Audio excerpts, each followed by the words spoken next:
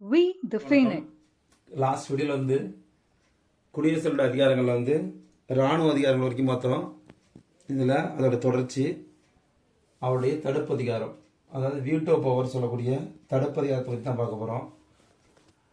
அதுக்கு முன்னாடி வந்து ஆர்டிகல் 111 என்ன சொல்லுதுன்னு தெரியும் நம்மளுக்கு. ஆர்டிகல் 111 வந்து குடியரசுத் தலைவரோட ஒப்புதலுக்கு அப்புறம் தான் ஒரு மசோதா சட்டமாகும். அப்போ ஒப்புதலை பற்றி சொல்கிறது தான் வந்து ஆர்டிகல் 111. எப்போ வந்து குடியரசுத் தலைவர் வந்து ஒரு மசோதாவுக்கு 2 அவையில் நிறைவேற்றப்பட்ட ஒரு மசோதாவுக்கு வந்து ஒப்புதல் கொடுக்குறாரோ, அந்த ஒப்புதல் கொடுத்த அப்புறம் தான் அந்த மசோதா என்ன ஆகும், சட்டமாக மாறும். ஸோ மசோதா வேறு, சட்டம் வேறு. மசோதா வந்து 2 அவையில் நிறைவேற்றப்பட்டாலும் அது மசோதா தான். அது எப்போ குடியரசோட ஒப்புதலை பெறுதோ அப்போ தான் அது சட்டமாக மாறுது. ஸோ மசோதா வேறு, சட்டம் வேறு. ஓகே, மசோதா தான் சட்டமாக மாறுது. ஸோ இப்படி ஒப்புதல் கொடுக்கும்போது அவர் வந்து தனக்கு வந்து என்ன பண்ணலாம், அவருக்கான சாய்ஸ் என்ன இருக்குன்னா, ஒன்று வந்து ஒப்புதல் அளிக்கலாம், எஸ் ஒப்புதல் அளிக்கலாம். இல்லை ஒப்புதல் அளிக்காமல் திரும்ப அனுப்பலாம். அப்போ வந்து நம்ம ஒப்புதல் அளிக்காமல் மறுக்கலாம், அதாவது நிறுத்தி வைக்கலாம். 3வது பண மசோதா தவிர, பண மசோதா தவிர இன்க்ளூடிங் வந்து சட்டத்திருத்த மசோதா, இது 2ஐயும் தவிர மித்த வந்து திரும்ப அனுப்பலாம், ரிட்டர்ன் பண்ணலாம், திரும்ப அனுப்பலாம். ஸோ ஒப்புதல் அளிக்கலாம், ஒப்புதல் அளிக்காமல் மறுக்கலாம், அல்லது பண மசோதா, சட்டத்திருத்த மசோதா தவிர பிற மசோதாக்களை ரிட்டர்ன் பண்ணலாம், திரும்ப அனுப்புது, ரிட்டர்ன். ஓகேவா, ரிட்டர்ன் பண்ணுறது. ஸோ இந்த 3 வகையான அதிகாரங்களை தான் இந்த ஒப்புதல் வந்து குறிப்பிடுது. ஒன்று, அவர் 111 கீழே வந்து ஒப்புதல் அளிக்கிறோமான்னா அவர் நினைச்சா ஒப்புதல் அளிக்கலாம், இல்லைன்னா ஒப்புதல் அளிக்காமல் இருக்கலாம். இல்லை சில மசோதாக்கள், பண மசோதா, சட்டத்திருத்த மசோதா தவிர பிற மசோதாக்கள் என்ன பண்ணலாம்னா பார்லமெண்ட்டுக்கே திரும்ப அனுப்பலாம், ரிட்டர்ன் பண்ணலாம். ஸோ இந்த 3 வகையான சாய்ஸஸ் அவருக்கு இருக்குது. ஓகே, இந்த சாய்ஸஸ் எப்படி அவர் யூஸ் பண்ணுறாரு அப்படிங்கிறத வந்து 4 வகையான அதிகாரங்களாக நம்ம பார்க்க போகிறோம். அதுதான் வந்து வீட்டோ பவராக சொல்கிறோம். அந்த 4 வீட்டோ பவர் என்னன்னு சொல்கிறோம் பாருங்கள். ஓகே, இப்போ வந்து ஃபஸ்ட்டு வீட்டோ என்னென்னா அப்சல்யூட் வீட்டோ அல்லது முழுமையான நிறுத்தி வைப்பு சொல்லுவோம். Absolute veto, absolute veto. நம்ம இந்த வீட்டோ பவர்ங்கிறதே பார்த்தீங்கன்னா ஐநா சபையில் பார்த்தீங்கன்னா 5 நாடுகள் கொடுத்துருப்பாங்க. ஓகேவா, எந்த ஒரு தீர்மானம் கொண்டு வந்தாலும் வீட்டோ பவரை பயன்படுத்தி ஏதாவது ஒரு நாடு வந்து அது தீர்மானத்தை ரத்து செய்யலாம். ஓகேவா, அதுபோல் வந்து இந்த அப்சல்யூட் வீட்டோ, அதுமாரி தான் இந்த வீட்டோ பவர். ஃபர்ஸ்ட் வந்து அப்சல்யூட் வீட்டோ, 2வது வந்து குவாலிஃபைடு வீட்டோ, குவாலிஃபைடு வீட்டோ, 2வது வீட்டோ வந்து குவாலிஃபைடு வீட்டோ. அடுத்து 3வது வீட்டோ வந்து சஸ்பென்ஷன் வீட்டோ, சஸ்பென்ஷன் வீட்டோ. அடுத்து 4th ஒன் வந்து பாக்கெட் வீட்டோ, பாக்கெட் வீட்டோ. ஓகேவா, இதுதான் அந்த 4 வீட்டோ பவர்ஸ் சொல்லக்கூடியது. ஸோ அப்சல்யூட் வீட்டோங்கிறது முழுமையாக நிறுத்தி வைக்கிறது, ஒரு மசோதாவை முழுமையாக நிறுத்தி வைக்கிறது தான் அப்சல்யூட் வீட்டோ. அதே வந்து வரையறுக்கப்பட்ட தகுதி வாய்ந்த வீட்டோ அப்படிங்கிறது வந்து குவாலிஃபைடு வீட்டோ. இது வந்து சிறப்பு பெரும்பான்மை மூலம் இந்த வீட்டோ வந்து ரத்து செய்ய முடியும். அடுத்து வந்து சஸ்பென்ஷன் வீட்டோ, அதாவதுன்னா தற்காலிக நிறுத்தி வைப்புன்னு சொல்லுவோம். இதை வந்து சாதாரண பெரும்பான்மை மூலம் நிறுத்தி வைக்க முடியும், அதை வந்து தகர்க்க முடியும். அடுத்து பாக்கெட் வீட்டோ, இது வந்து நிரந்தரமாக தன்னுடைய பாக்கெட்டில் போட்டுக்கிற மாரி, ஓகேங்களா, அதை வந்து நிறுத்தி வச்சிருக்க மாரி, அதை வந்து திரும்ப வந்து அவர் வந்து எப்படி பயன்படுத்தலாம் அப்படிங்கிற பற்றியும் நம்ம பார்ப்போம். ஓகேவா, இந்த 4 வீட்டோவை பற்றி தான் டீட்டெயிலாக பார்க்க போகிறோம். ஓகே, இப்போ வந்து அப்சல்யூட் வீட்டோ. அப்சல்யூட் வீட்டோன்னா என்னன்னா முழுமையான நிறுத்தி வைப்புன்னு தமிழில் சொல்லுவோம். இப்போ இந்த முழுமையான நிறுத்தி வைப்பு, இந்த வீட்டோ பவர் வந்து எப்படின்னா மசோதாவிற்கு அனுமதி அளிக்காமல், குடியரசு என்ன பண்ணலாம், மசோதாவுக்கு அனுமதி அளிக்காமல் முழுமையாக நிறுத்தி வைத்தல். ஸோ இதோட பாயிண்ட் வந்து முழுமையாக நிறுத்தி வைப்பு, முழுமையாக நிறுத்தி வைப்பு. ஏன் இங்கிலீஷில் மட்டும் சொல்கிறோம்னா தமிழில் வந்து அதோடைய பொருள் டிரான்ஸ்லேஷன் வந்து வேறுபடலாம். ஸோ அதனால் இங்கிலீஷில் ஞாபகம் வச்சிங்க. இங்கிலீஷில் ஞாபகம் வச்சாதான் தமிழில் வேறு வார்த்தையில் வந்தால் கூட ஜிஎஸ்சில் இங்கிலீஷில் இருக்க டேர்ம்ஸை வச்சு நம்ம ஆன்சர் பண்ணலாம். முழுமையாக நிறுத்தி வைப்பு. ஸோ அப்சல்யூட்டில் ஒரு மசோதாவை முழுமையாக நிறுத்தி வைத்தில் குறிக்கிறது தான் வந்து இந்த அப்சல்யூட் வீட்டோ. இது என்னென்ன சூழலில் இது நிகழ்வுறும் அப்படின்னு பார்த்தோம்னா இந்த முழுமையாக நிறுத்தி வைக்கும் மூலம் என்ன ஆகும்னா சட்டமா மாறுறது வந்து தடுத்து நிறுத்தப்படும். அப்ப ஒரு மசோதா வருது குடியரசுகிட்ட, அவர் இந்த அப்சல்யூட் வீட்டோவை பயன்படுத்தி முழுமையா நிறுத்தி வச்சுட்டாங்கன்னா அந்த மசோதா என்ன ஆகாது, சட்டமா மாறாது. சரி, இந்த அதிகாரத்தை கீழ்கண்ட 2 சூழல்ல அவர் வந்து பயன்படுத்துவார், 2 சூழ்நிலையில பயன்படுத்துவார். ஒன்னு என்னன்னா அமைச்சர் அல்லாதவர், அமைச்சர் அல்லாதவர், அமைச்சர் அல்லாத ஒருத்தர் நாடாளுமன்றத்தில் 2 அவையிலும் ஒரு மசோதா நிறைவேற்றி கொண்டு வந்துட்டாரு அப்படின்னா அந்த மசோதா வந்து முழுமையாக நிறுத்தி வைப்பார். ஏன்னா வந்து அமைச்சர் இல்லாதவர் வந்து கொண்டு வரப்பட்ட மசோதா சட்டமாக மாறும்போது அதை அப்சல்யூட் வீட்டோவை பயன்படுத்தி முழுமையாக நிறுத்தி வைக்கக்கூடிய அதிகாரம் குடியரசுத் தலைவருக்கு இருக்கு. அதே போல 2வது கான்செப்ட் என்னன்னா பாராளுமன்றத்தில் 2 அவைகளுமே வந்து ஒரு மசோதா நிறைவேறிட்டு மசோதா நிறைவேறி குடியரசுடைய பார்வைக்கு வரும்போது என்ன ஆகுதுன்னா அங்க மசோதா நிறைவேற்றிய மக்களவை வந்து கலைஞ்சிடுது, அதாவது கலைக்கப்பட்டுடுது. அப்படின்னா அப்ப கலைக்கப்பட்ட மக்களவையால் கொண்டு வரப்பட்ட மசோதாவை அவர் ஒப்புதல் அளிக்காமல் நிறுத்தி வச்சு அடுத்த மக்களவையுடைய ஆப்ஷனை கேட்டுக்கிட்டு அவர் என்ன பண்ணுவாரு, அந்த மசோதாவை நிறைவேற்றலாம். ஸோ நிறைவேற்றிய மசோதாவை நிறைவேற்றிய மக்களவை கலைக்கப்பட்டா குடியரசுத் தலைவர் முன்னாடி இருக்கக்கூடிய அந்த மசோதாவை என்ன பண்ணலாம், அப்சல்யூட் வீட்டோவை பயன்படுத்தி அவர் நிறுத்தி வைக்க முடியும், முற்றிலுமாக நிறுத்தி வைக்க முடியும். ஏன் அவர் நிறுத்தி வைக்கிறாருன்னா இந்த சட்டத்தை ஏற்றின மக்களவையே என்ன ஆயிட்டு, கலைஞ்சிட்டு.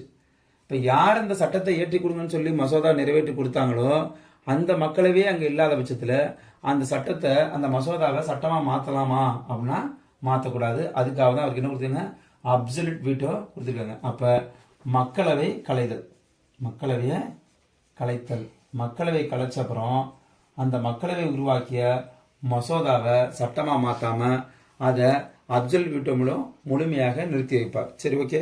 இதுக்கு வந்து 2 வகையான எடுத்துக்காட்டு நம்ம பார்க்கலாம். 2 எடுத்துக்காட்டு இருக்கு. ஒன்று என்னன்னா 1954 பெப்சு, PEPSU பெப்சு மசோதா. இந்த பெப்சு மசோதா, பெப்சு ஒதுக்கீட்டு மசோதா, இது வந்து டாக்டர் ராஜேந்திர பிரசாத் வந்து குடியரசுத் தலைவர் இருப்பார். ராஜேந்திர பிரசாத் வந்து குடியரசுத் தலைவர் இருப்பார். அவர் வந்து இந்த அப்சல்யூட் வீட்டோவை பயன்படுத்தி இந்த பெப்சு இடஒதுக்கீட்டு மசோதாவை, பெப்சு ஒதுக்கீட்டு மசோதா வந்து நிறுத்தி வைப்பார். அதே போல 1991 பாராளுமன்ற உறுப்பினர்களின் சம்பளம் மற்றும் ஓய்வூதியம் திருத்த மசோதா, பார்லிமெண்ட் எம்பியுடைய சம்பளம் மற்றும் ஓய்வூதியம் திருத்த மசோதா. ஓகேவா, இந்த 2 மசோதாவும் திருத்த மசோதா. இதை வந்து யார் நிறுத்தி வைப்பா, ஆர் வெங்கட்ராமன் வந்து நிறுத்தி வைப்பார். ஓகேவா, இந்த 2 மசோதாவும் அப்சல்யூட் வீட்டோவால நிறுத்தி வைக்கப்பட்ட மசோதாவுக்கு எடுத்துக்காட்டியது. 1954 பெப்சு மசோதா, பெப்சு ஒதுக்கீட்டு மசோதா ராஜேந்திர பிரசாத்தால அப்சல்யூட் வீட்டோவை பயன்படுத்தப்பட்டது.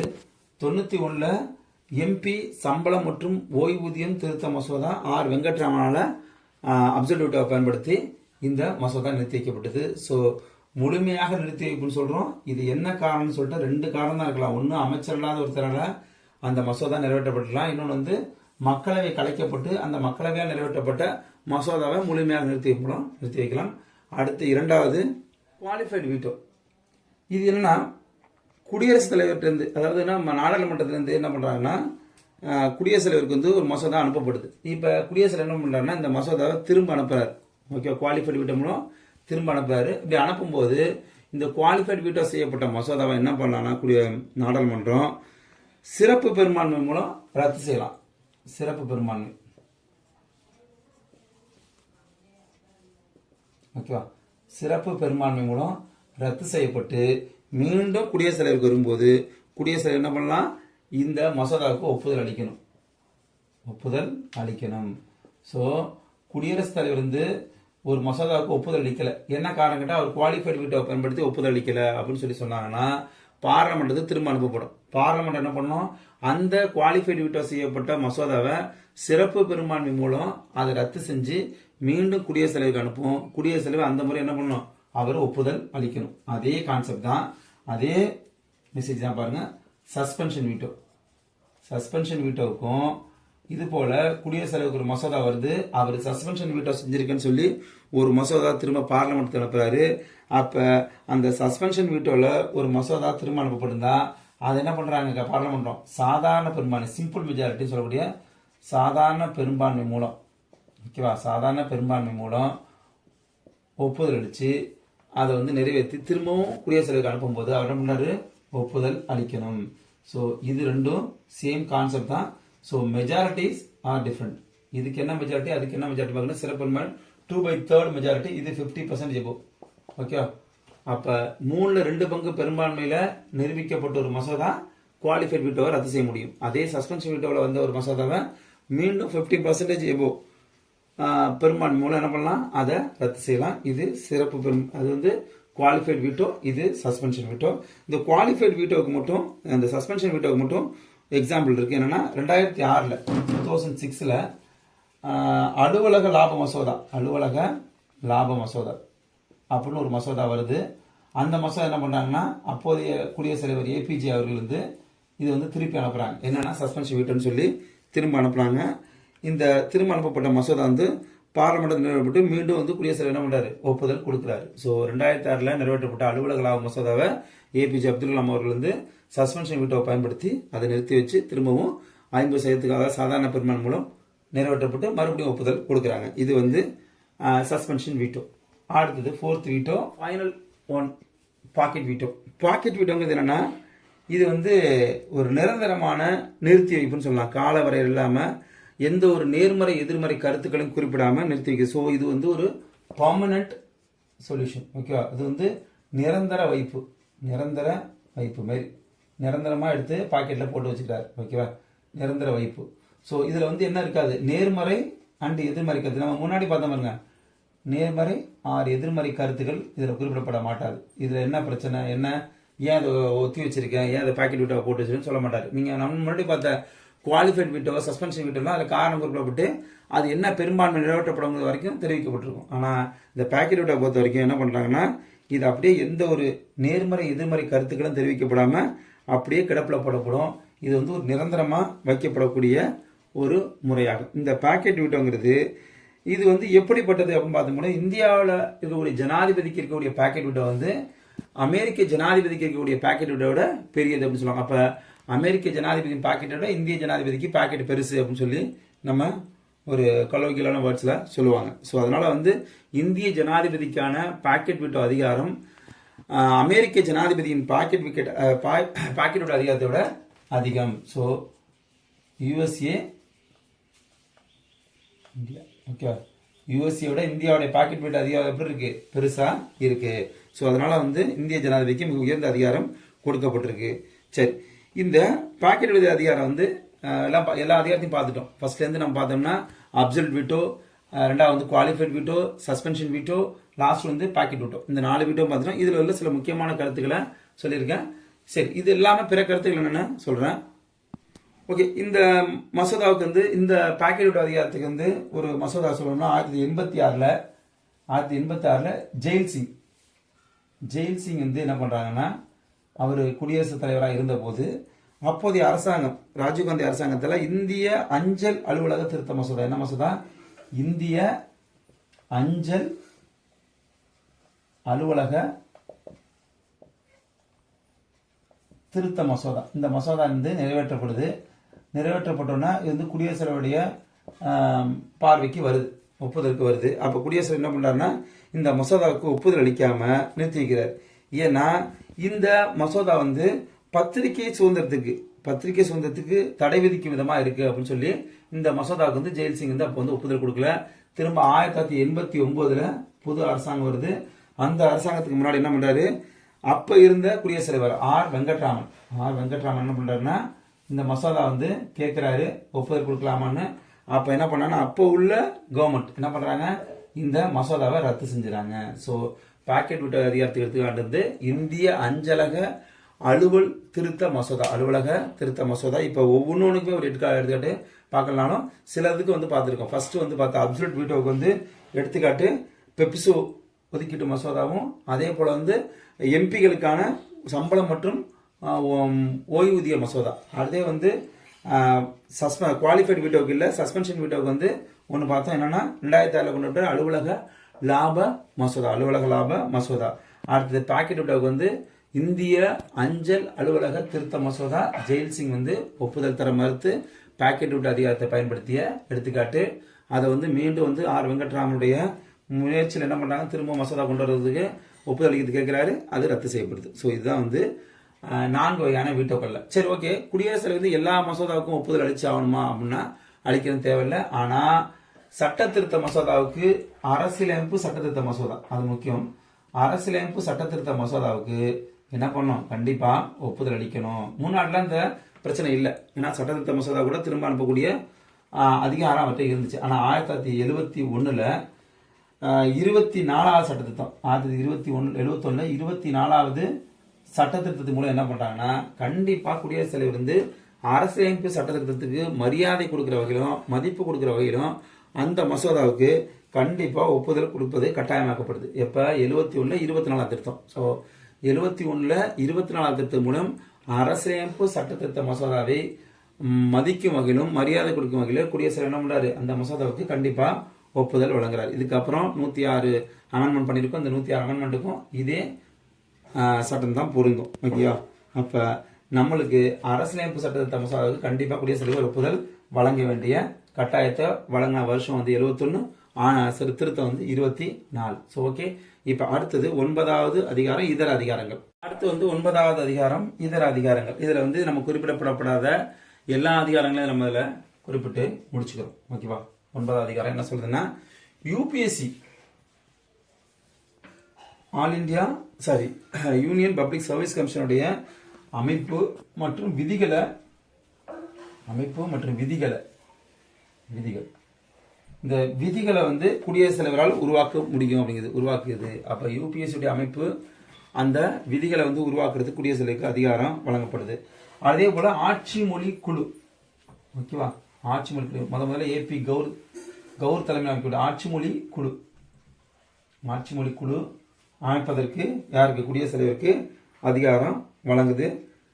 இதர அதிகாரங்களில் பொருந்தும். அடுத்து வந்து ஜம்மு காஷ்மீர் நிர்வாகத்துக்கான சிறப்பு விதிகளை உருவாக்குது. ஜம்மு அண்ட் காஷ்மீருக்கு சிறப்பு நிர்வாகத்திற்கான சிறப்பு விதிகள் இதை வந்து குறிப்பிடுது.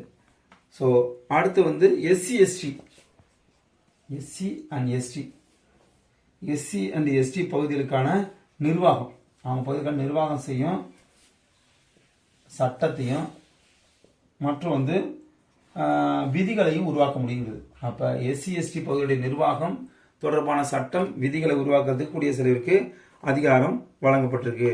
அதே போல ஹிந்தி மொழியுடைய பயன்பாட்டை அதிகரிக்க செய்ய குழுக்களை ஏற்படுத்துறதுக்கும் குடியரசுத் தலைவருக்கு அதிகாரம் உண்டு. ஸோ யூபிஎஸ்சி அமைப்பு மற்றும் விதிகளை உருவாக்குறதுக்கும் ஆட்சி மொழி குழுவை உருவாக்குவதற்கும் ஜம்மு அண்ட் காஷ்மீர் நிர்வாகத்துக்கு சிறப்பு விதிகளை செய்து தருவதற்கும் எஸ்சி எஸ்டி பகுதிகளுக்கான நிர்வாகம் அதை செய்வதற்கான சட்டம் மற்றும் விதிகளை செய்து தருவதற்கும் குடியரசுத் தலைவருக்கு அதிகாரங்கள் உண்டு. இது இல்லாம குடியரசுத் தலைவருக்கு மிகப்பெரிய அதிகாரம்னா அவசர சட்டம் இயற்றக்கூடிய அதிகாரம்.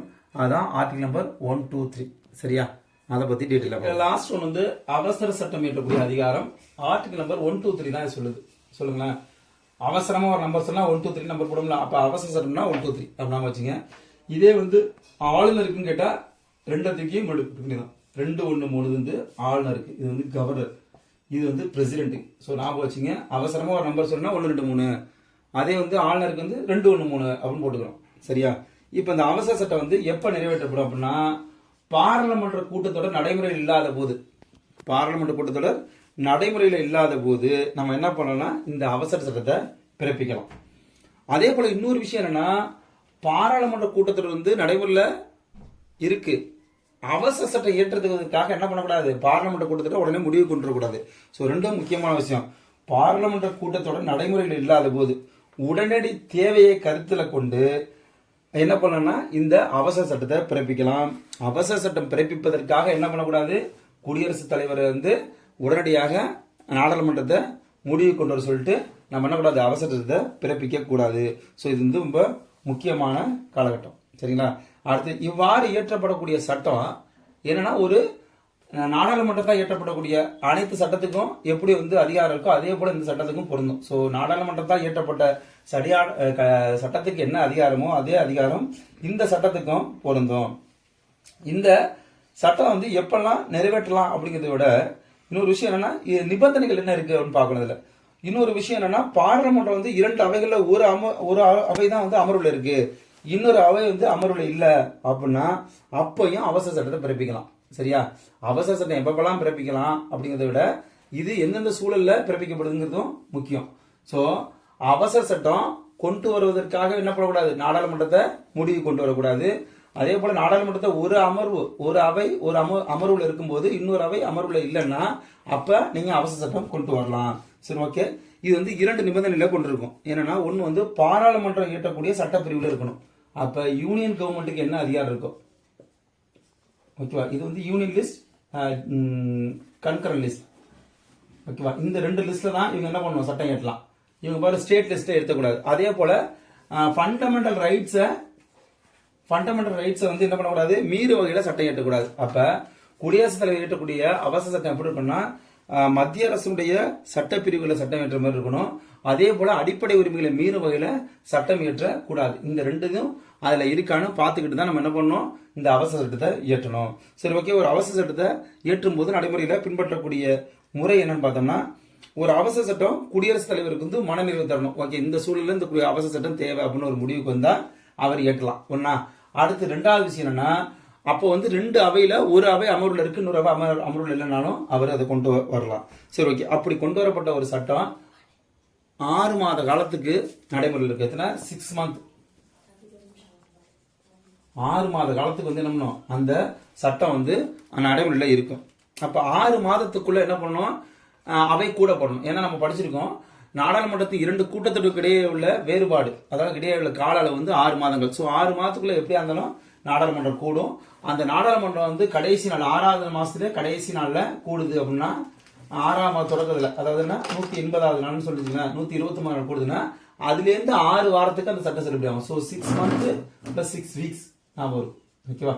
6 வாரங்கள் நடைமுறையில் இருக்கும். 6 மாதத்துக்கு அதுக்கான ஆயுள் காலம் இருக்கு. அப்படி சட்டமன்றம் கூடிட்டுனா 6 வார காலத்துக்குள்ள அந்த சட்டத்துக்கு ஒப்புதல் அளிக்கப்பட வேண்டும். அப்படி ஒப்புதல் அளிக்கப்பட்டாதான் அந்த சட்டம் அவசர சட்டம் சட்டமாக மாறும். அது வரைக்கும் அது ஏற்றினா எல்லா விதிகளும் பொருந்தும். சரிங்களா? சோ அவசர சட்டத்துக்கான கால அளவு வந்து 6 மாதம், நாடாளுமன்றம் கூடிட்டுனா 6 வாரம். சோ ஓகே, இந்த 6 வாரங்கிறது எப்படி கணக்குல எடுத்துக்கலாம் அப்படின்னா 2 அவையுமே கூடிடணும். 2 அவையுமே ஃபர்ஸ்ட் அவை கூடிடுது, ஃபர்ஸ்ட் அவை கூடி 2வது ஒரு 3ஆம் வாரத்தை 2வது அவை கூடுதுன்னா அதுல இருந்து எடுத்துக்கணும். நம்ம அதுல இருந்து 2 அவையும் ஒரே காலகட்டத்தில் நடக்கும்போது நம்ம வந்து 6 வார காலத்தை நம்ம கணக்கில் எடுத்துக்கணும். ஸோ 2வது அவை தானாக கூடினா 2வது அவை எப்போ கூடுதோ அதுல இருந்து நம்மளுக்கு 6 வார காலம் பொருந்தும். சரியா? இப்ப நம்ம நல்லா புரிஞ்சுக்கணும், 2 அவையில ஒரு அவை மட்டும் அமர்வுல இருந்து இன்னொரு அவை அமர்வுல இல்லைனாலும் நம்ம என்ன பண்ணலாம், அவசரத்தை ஏற்றலாம். 2 அவையும் அமர்வுல இருந்தாதான் 2வது அவை எப்போ அமர்வுக்கு வருதோ அதுல இருந்து 6 வாரத்தை நம்ம கணக்கில் எடுத்துக்கலாம். சரி, அவசர சட்டத்துல எதெல்லாம் நம்ம வந்து கொண்டு வரலாம் பார்த்தோம்னா, ஒரு சாதாரண சட்டம் அவசரத்தை ஏற்றலாம். அடுத்து 2வது பார்த்தோம்னா பார்லமெண்ட் தான் முன்னர் இயற்றிய சட்டங்களை மாறுதல், முன்னாடி இருக்கக்கூடிய சட்டத்தில் ஏதாச்சும் மாறுதல் கொண்டு வந்தா நம்ம என்ன பண்ணலாம், அவசர சட்டம் ஏற்றலாம். அதே போல இந்த 3 வரி தொடர்பான சட்டங்களை நம்ம அவசர சட்டமா கொண்டு வரலாம். அதே போல இதுல எதை கொண்டு வர முடியாது, பண மசோதா முடியாது, பண மசோதாவை கூடாது. அதே போல ஆர்டிகல் 368 பயன்படுத்தி சட்ட திருத்த மசோதான்னு சொல்லக்கூடிய அரசியலமைப்பு திருத்த மசோதாவை என்ன பண்ண முடியாது, கொண்டு வர முடியாது. இது 2ம் இங்கே பிளாக் பண்ணிருக்கு. இதுக்கெல்லாம் அனுமதி உண்டு. சோ அவசர சட்டத்தின்படி சாதாரண சட்டம், ஏற்கனவே இருக்கக்கூடிய சட்டத்தை மாறுதல் செய்து வரி தொடர்பான சட்டங்களை இயற்ற முடியும். ஆனால் பண மசோதா 368 கீழ் சட்ட திருத்த மசோதாவை என்ன பண்ண முடியாது, கொண்டு வர முடியாது. இது ரொம்ப முக்கியமான சரத்தும் கூட. சரியா? சரி, இது தொடர்பா வந்து சில வழக்குகள் எழுது. இந்த வழக்குகள்ல முக்கியமான வழக்கு வந்து ஒன்னு வந்து கூப்பர் வழக்கு, இன்னொன்று வந்து வத்வா வழக்கு. இந்த 2 வழக்கை பத்தி டீட்டெயிலா பார்த்துட்டோம்னா குடியரசுத் தலைவருடைய அதிகாரம் கம்ப்ளீட் ஓவர். சோ அடுத்தது ஓகே, அவசர சட்டம் தொடர்பான 2 வழக்குகள் சொன்னேன். ஒன்னு வந்து கூப்பர் வழக்கு எக்ஸாம்ல கேட்கறது வாய்ப்பு இருக்கு. கூப்பர் வழக்கு எந்த வருஷம் கேட்கலாம். கூப்பர் வழக்கு இது வந்து 1970 வருஷம் வந்து 1970 முக்கியமான வழக்கும் கூட. இந்த வழக்குல என்ன சொல்றாங்கன்னா, அவசர சட்டத்தில் குடியரசை ஏற்றும் போது தற்போதைய சூழ்நிலைக்கு இது தேவையாங்கிற மனநிறைவை கொள்ள வேணும் அப்படின்னு சொல்லுவாங்க. அப்ப மனநிறைவு முக்கியம். அப்ப இப்போதைய சூழ்நிலைக்கு இந்த சட்டம் தேவையாங்கிற மனநிறைவை கொள்ள வேண்டும் அப்படின்னு சொல்றாங்க. ஸோ குடியரசுத் தலைவர் அவசர சட்டத்தை ஏற்றும் போது தற்போதைய சூழ்நிலைக்கு இந்த அவசர சட்டம் தேவையாங்கிற மனநிறைவை கொள்ள வேண்டும் அப்படிங்கிறாங்க. இந்த வழக்கில் வந்து உச்சநீதிமன்றம் வழங்கிய தீர்ப்பு தான் குடியரசுத் தலைவர் மனநிறைவு என்பதனை பற்றிய ஒரு நீதிமன்ற கேள்வி எழுப்ப முடியும் அப்படிங்கிறதுக்கு ஒரு சான்றா அமையுது.